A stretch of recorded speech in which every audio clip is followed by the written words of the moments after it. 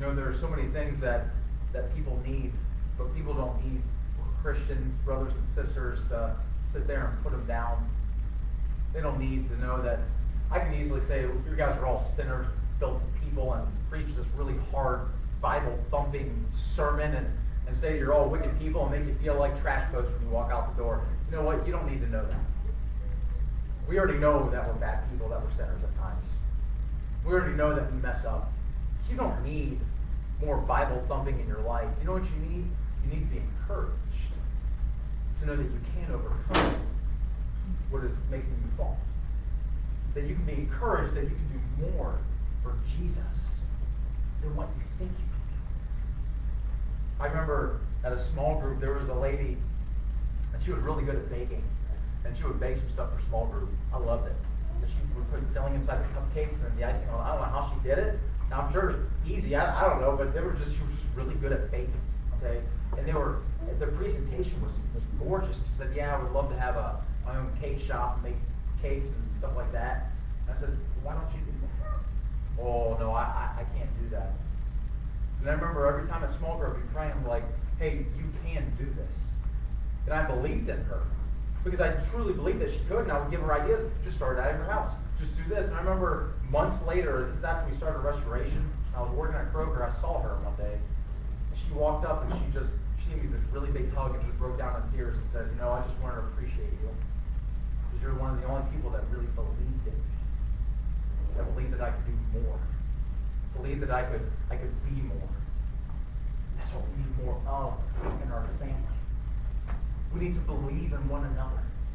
I was taught at a young age in my food jobs.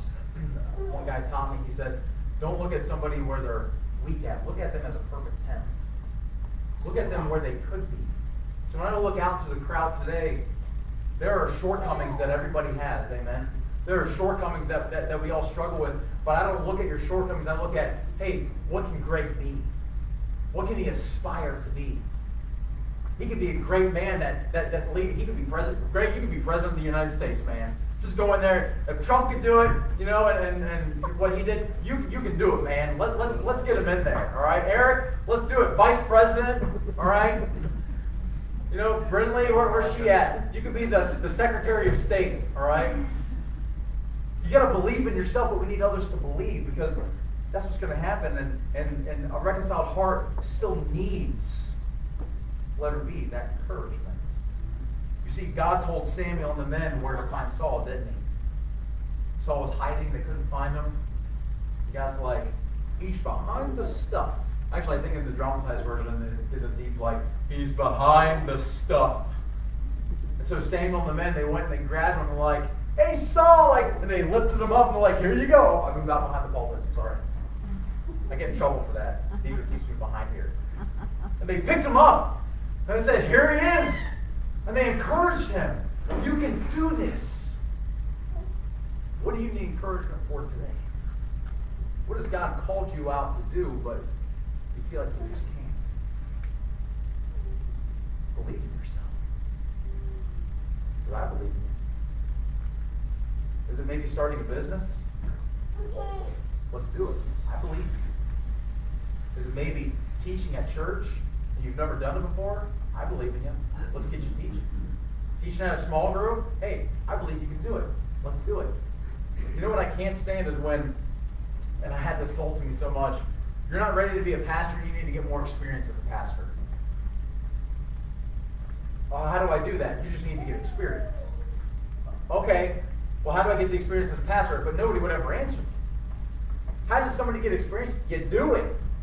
Are you going to mess up along the way? You sure will. Make mistakes? Absolutely. But through those mistakes, guess what? You're going to learn. You're going to become better. You're going to get stronger. You're going to get more creative at what you're trying to do. I told some folks, I think it was you and Kitty, I said, we had a great dinner the other night, and it was fun fellowshipping, and I enjoyed meeting Tyler and stuff, and it was great.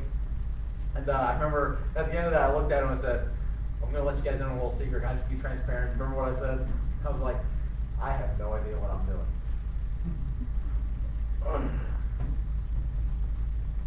I just take it one step at a time, guys.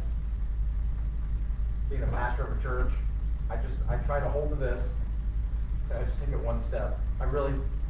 That's all I can do. In the Christian life, you just got to take it one step at a time.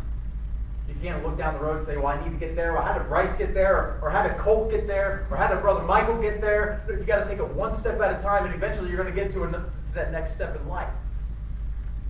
But along the way, when you see somebody struggling, guess what? Why don't you encourage them?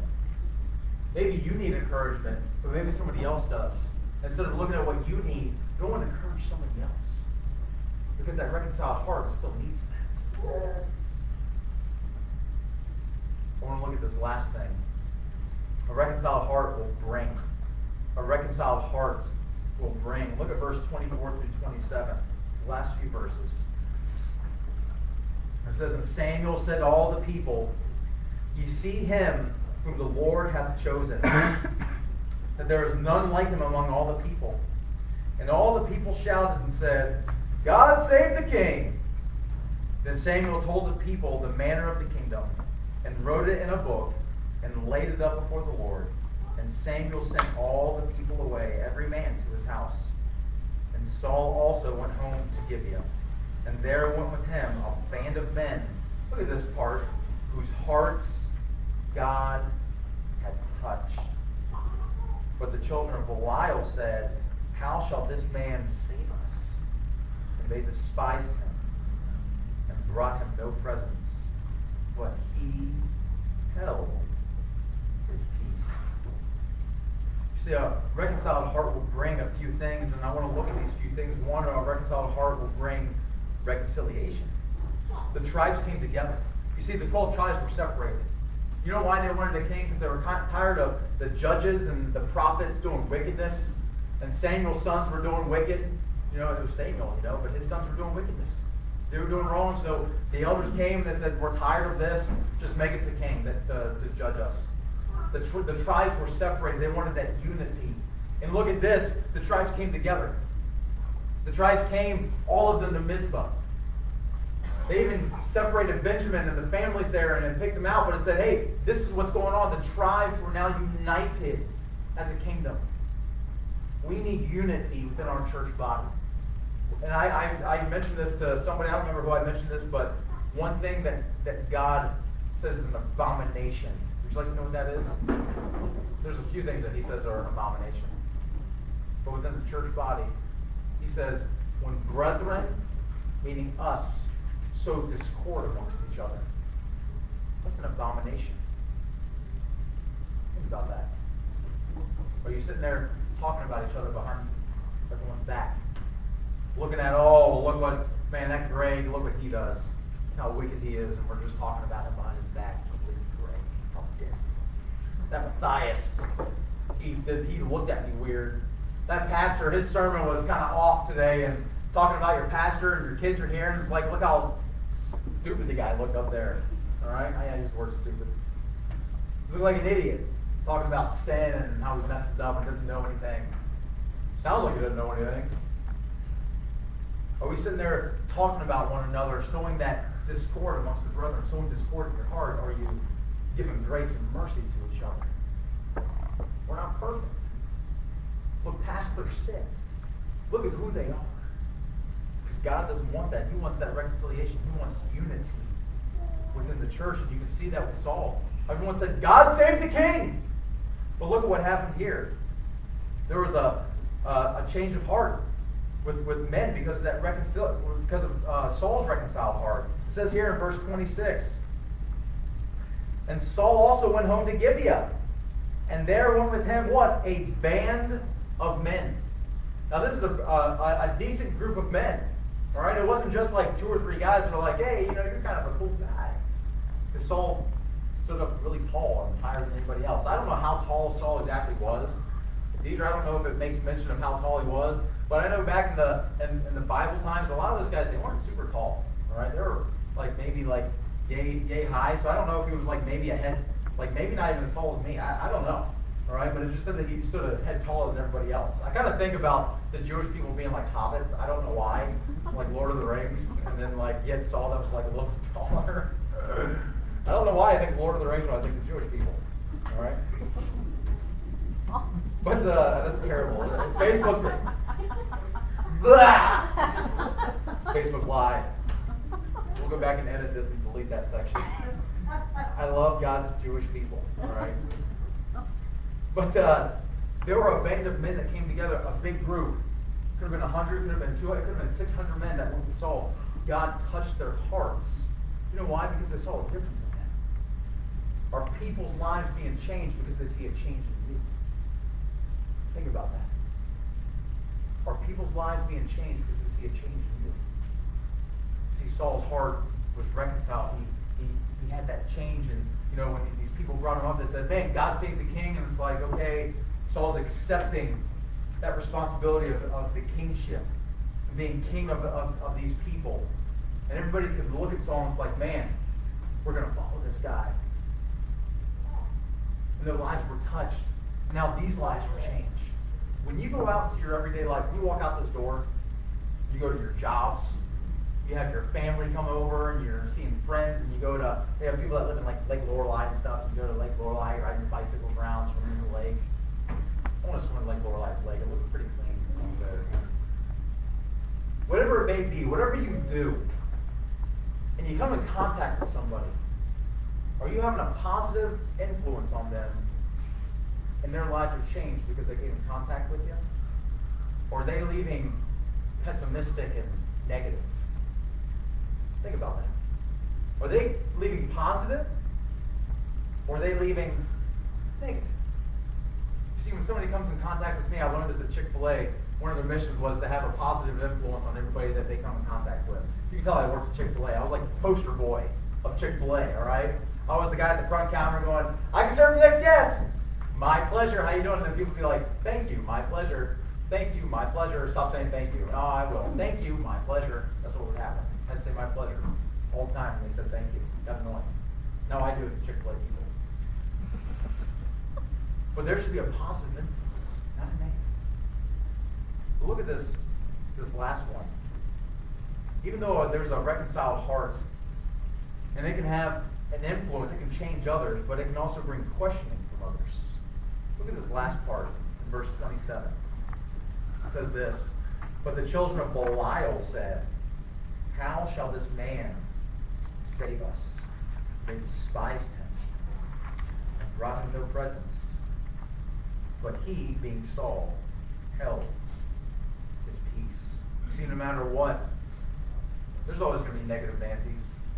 You're not going to please everybody. There are going to be people that you can be changed and you can be doing things differently, but people might still look at you and be like, "Oh, well, that's just Bryce." There might be people that I've known years ago and I'm doing this now, and they look at it and it's like, "You're a pastor of a church?" And it's like, "Yeah," but it's like, yikes, I doubt that. "Oh man, you and your whole family go to church and you're all saved and serving the Lord? I knew you in high school." I doubt that. I was a crazy person there. There's always going to be people that are going to look at you and be negative Nancy's.